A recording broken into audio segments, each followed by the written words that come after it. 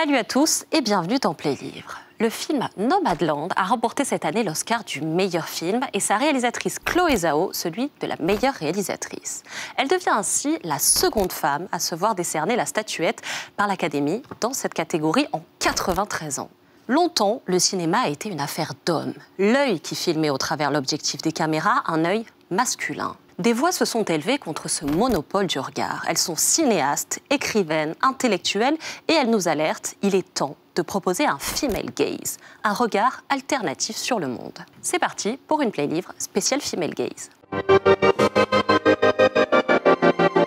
Alors c'est quoi déjà le female gaze? L'expression signifie regard féminin. Elle fait suite à l'invention du terme male gaze théorisé par la critique de cinéma américaine Laura Mulvey en 1975. La robe soulevée par le vent de Marilyn Monroe dans 7 ans de réflexion, le bikini de Halle Berry dans Meurt un autre jour, les deux, male gaze. Depuis toujours, on morcelle et érotise le corps des femmes à l'image. On ne filme que leurs seins ou leurs fesses, on fait des travelling des pieds à la tête, comme pour les déshabiller du regard. Elles ne sont pas désirantes, mais désirables. Pour faire face à ce regard masculin majoritaire, l'auteur Iris Bray montre comment, peu à peu, un regard féminin s'est forgé au cinéma. Son essai est tout de suite devenu culte, c'est mon premier livre, Le regard féminin, une révolution à l'écran.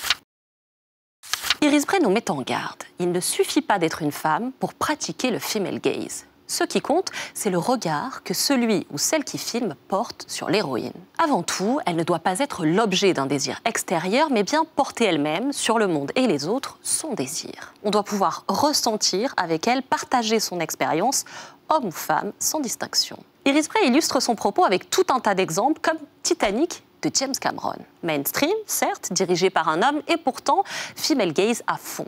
Le regard que pose Rose sur Jack est tout aussi vibrant que celui que lui pose sur elle.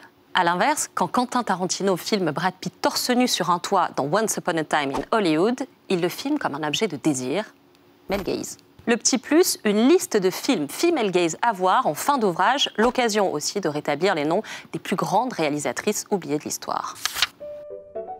On sent la différence si tu es en train de danser avec le personnage ou si tu regardes son corps danser. C'est un langage visuel. Si la cause des femmes t'intéresse, ton objectif le montrera. Le female gaze touche peu à peu tous les genres littéraires, et notamment un qui a eu longtemps une image très masculine, le manga. Mon deuxième livre est un petit bijou de female gaze, Arte de Kei Okubo.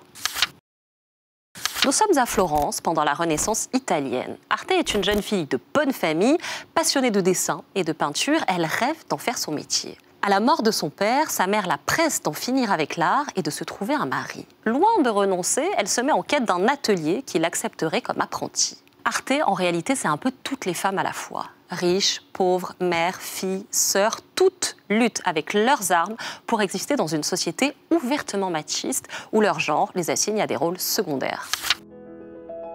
Pour les femmes comme nous, qui vivons en dehors de toute protection masculine, la passion amoureuse est la porte d'entrée de l'enfer. Aujourd'hui, beaucoup d'auteurs, de chanteuses ou d'artistes féminines n'hésitent pas à parler publiquement de leur passion pour un homme ou une femme.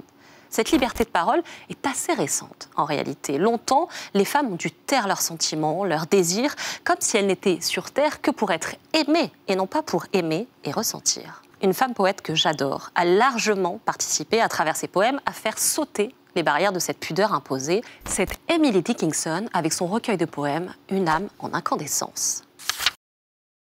Lorsque l'on parle de regard féminin, impossible de ne pas vous encourager à vous plonger corps et âme dans les poèmes d'Emily Dickinson. Plus qu'une simple lecture, c'est une expérience existentielle que je vous propose. La poétesse a dédié sa vie entière à entrer dans la tête des autres, dans leur corps, leurs sensations, et à poser ses mots sur le papier pour décrire ce qu'elle ressentait. Il faut prendre le temps d'assimiler ces poèmes. Chaque phrase a plusieurs sens et révèle des images différentes. On y lit ses désirs, ses craintes, et on se laisse aller sans résistance dans ses yeux pour regarder la vie d'un œil neuf. C'est magique et vivifiant. On ne peut éteindre un incendie. Un objet inflammable peut prendre feu tout seul, sans souffler, par la nuit la plus lente. On ne peut plier un fleuve en crue et le ranger dans un tiroir, car les vents le sauront et le diront à votre plancher de cèdre. Play-livre spécial Female Gaze, c'est fini. N'hésitez pas à partager avec nous en commentaire votre coup de cœur, le livre qui a changé votre regard sur les héroïnes. Je vous rappelle notre sélection du jour, Le regard féminin, une révolution à l'écran d'Iris Bray chez Point, Arte, le manga de Kei Okubo chez Komiku Éditions et Une âme en incandescence du génie Emily Dickinson chez Corti. On se retrouve très vite pour de nouvelles Play-livres et en attendant, n'oubliez pas, comme le disait la poète, pour voyager loin, il n'y a pas de meilleur navire qu'un livre. Alors bon voyage et à la semaine prochaine.